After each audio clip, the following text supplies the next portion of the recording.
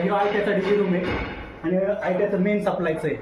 तिथे ना main MSCB कडनं आलेलं आहे ना, तिथं सप्लाय आहे व प्लस तिथं डीजी रूमचा पण सप्लाय दिलेला आहे. हे चेंजर स्विच आहे व इथं फ्रिक्वेन्सी मीटर, वोल्ट मीटर व ॲमीटर आहे व इथं MSCBची आता लाईट चालू आहे आणि इथं डीजी रूमची चालू आहे.